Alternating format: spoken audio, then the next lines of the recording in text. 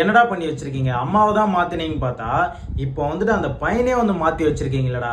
Last TVK மாநாட்டில் வந்துட்டு என் பையனை வந்து பவுன்சரை வந்து அப்படியே குண்டு கட்டா வந்து தூக்கி போடுறாங்க, இதெல்லாம் வந்து தப்புங்கன்னு சொல்லிட்டு ஒரு அம்மா வந்து வீடியோ போட்டிருந்தாங்க. அதுக்கு வந்து பார்த்தீங்கன்னா அந்த பையன் வந்துட்டு இவங்க வந்து எங்கள் அம்மாவே இல்லைங்க, ஃபேக்காக வந்துட்டு எடுத்து வச்சிருக்காங்க அப்படின்னு சொல்லி அதுக்கும் வந்து ஒரு வீடியோ போட்டிருந்தா நம்ம சேனல்லையும் அதை பற்றி பேசியிருந்தோம். இப்போ இதுக்கு என்னன்னு கேட்டிங்கன்னா, இப்போ அந்த பையனே வந்துட்டு ஃபேக்காக பண்ணி ஒருத்தர் வந்து போய் எஸ்பி ஆஃபீஸில் வந்து கம்ப்ளைண்ட் கொடுத்துருக்காரு. இது போல் வந்து பவுன்சர் வந்து என்னை வந்து தூக்கி போட்டாங்க, என் உடம்புல நிறைய காயம் ஏற்பட்டிருக்கு, இதுக்கு வந்து டிவிகே மேலே வந்து தக்க நடவடிக்கை எடுக்கணும்னு சொல்லிட்டு கம்ப்ளைண்ட் வந்து கொடுத்துருக்காரு. இதுக்கு அந்த பையனே வந்துட்டு ஒரு வீடியோ வந்து போட்டிருக்காரு.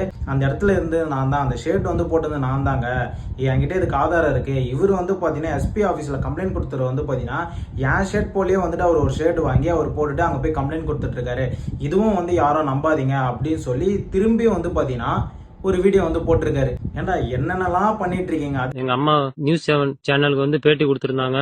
அது வந்து தவறான தகவல்.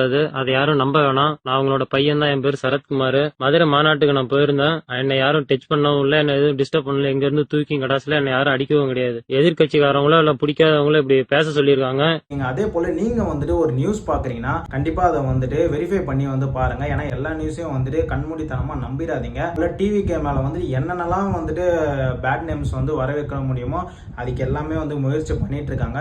ஏன்னா இப்ப அந்த நபர் ஒரிஜினல் நபர் வந்துட்டு இந்த வீடியோ போடலன்னா நம்ம அந்த கம்ப்ளைண்ட் கொடுத்த நபரோ இல்ல அந்த அம்மா கொடுத்த அந்த நியூஸோ நம்ம இந்நேரத்துக்கு நம்பிட்டு தான் இருப்போம். இப்ப அவர் வந்துட்டு அந்த ஒரிஜினல் நபர் வந்து கொடுக்கறதுனால தான் நம்மளுக்கும் தெரியுது, ஓ இது ஃபேக்கு போலன்ட்டுன்னு.